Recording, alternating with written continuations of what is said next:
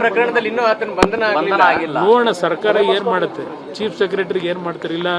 Chief ಸೆಕ್ರೆಟರಿನೂ ಏನಾದರೂ ಈ ಸರ್ಕಾರದಲ್ಲಿ ಹೆಬ್ಬೆಟ್ಟಿನ ಚೀಫ್ ಸೆಕ್ರೆಟರಿನೋ ಇಲ್ಲ ಅವರ ಅಧಿಕಾರಿಗಳಿಗೆ ರಕ್ಷಣೆ ಕೊಡ್ತಕ್ಕಂಥ ಚೀಫ್ ಸೆಕ್ರೆಟರಿನೋ ನಾನೇ ಪರ್ಸನಲಿ ಏನು ಮಾತಾಡಿದ್ದೇನೆ, ಏನು ತೀರ್ಮಾನ ಮಾಡ್ತಾರೋ ನೋಡೋಣ. ಒಂದೆರಡು ದಿವಸ ಕಾಯ್ತಾ ಇದ್ದೇನೆ.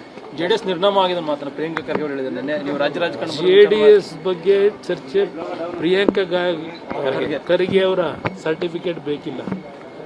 ಈಗ ಎಂಥದ್ದು ಲೀಸ್ ಬೇಸ್ಡ್ ಇದೆಯಲ್ಲ, ಅವ್ರ ಅಪ್ಪನ ಕೇಳಿ ಕಾಂಗ್ರೆಸ್ ಪಕ್ಷದಲ್ಲಿ ಇರ್ತಕ್ಕಂಥ ಮಂತ್ರಿಗಳು ಎಷ್ಟು ಜನ JDS ಇಂದ ಲೀಸ್ ಮೇಲೆ ತಗೊಂಡ್ರಿ, ಮುಖ್ಯಮಂತ್ರಿಗಳಿಂದ ಹಿಡಿದು ಎಷ್ಟು ಜನ ಮಂತ್ರಿಗಳು ಲೀಸ್ ಬೇಸಿಸ್ ಮೇಲೆ ನಿಮ್ಮ ಪಾರ್ಟಿಗೆ ತಗೊಂಡಿದ್ದೀರಿ, ಎಷ್ಟು ಜನ ಮಂತ್ರಿಗಳು ಮಾಡ್ಕೊಂಡಿದ್ದೀರಿ. ಇವತ್ತು ಒಂದು ಕಡೆ ಒಬ್ಬರು ಲೀಸ್ ಪೀರಿಯಡ್ ಮುಗಿದೋಗಿದೆ ನಾನು ಮುಖ್ಯಮಂತ್ರಿ ಮಾಡಿ ಅಂತಾರೆ, ಇನ್ನೊಬ್ಬರು ಲೀಸ್ ಪೀರಿಯಡ್ ಮುಗಿದಿಲ್ಲ ನಾನೇ ಮುಂದುವರಿತೀನಿ ಅಂತಾರೆ. ಮೊದಲು ನಿಮ್ಮ ಪಾರ್ಟಿ ಹಣ ಬರೋ. ಇವತ್ತು ಮಹಾರಾಷ್ಟ್ರ ಏನಾಗಿದೆ, ಮುಂಬೈನಲ್ಲಿ ಪ್ರಿಯಾಂಕಾ ಖರ್ಗೆ ಅವ್ರಿಗೆ ಹೇಳಲಿಕ್ಕೆ ಬಯಸ್ತೀನಿ, ಕರ್ನಾಟಕದ ಹಣೆ ಬರುವ ಮುಂದಿನ ಚುನಾವಣೆ ಇದೇ ಆಗೋದು.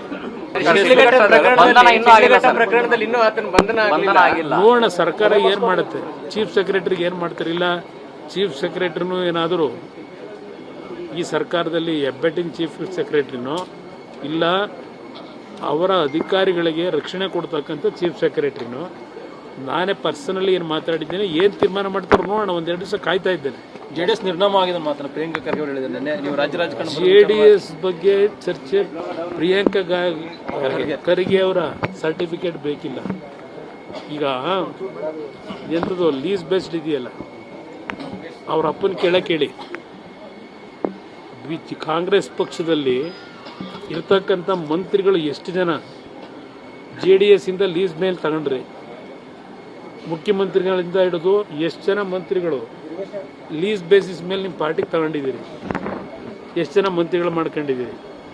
ಇವತ್ತು ಒಂದು ಕಡೆ ಒಬ್ಬರು ಲೀಸ್ ಪೀರಿಯಡ್ ಮುಗಿದೋಗಿದೆ ನಾನು ಮುಖ್ಯಮಂತ್ರಿ ಮಾಡಿ ಅಂತಾರೆ, ಇನ್ನೊಬ್ಬರು ಲೀಸ್ ಪೀರಿಯಡ್ ಮುಗಿದಿಲ್ಲ ನಾನೇ ಮುಂದುವರಿತೀನಿ ಅಂತಾರೆ. ಮೊದಲು ನಿಮ್ಮ ಪಾರ್ಟಿ ಹಣ ಬರೋ. ಇವತ್ತು ಮಹಾರಾಷ್ಟ್ರ ಏನಾಗಿದೆ, ಮುಂಬೈನಲ್ಲಿ ಪ್ರಿಯಾಂಕಾ ಖರ್ಗೆ ಅವ್ರಿಗೆ ಹೇಳಲಿಕ್ಕೆ ಬಯಸ್ತೀನಿ, ಕರ್ನಾಟಕದ ಹಣೆ ಬರುವ ಮುಂದಿನ ಚುನಾವಣೆ ಇದೇ ಆಗೋದು.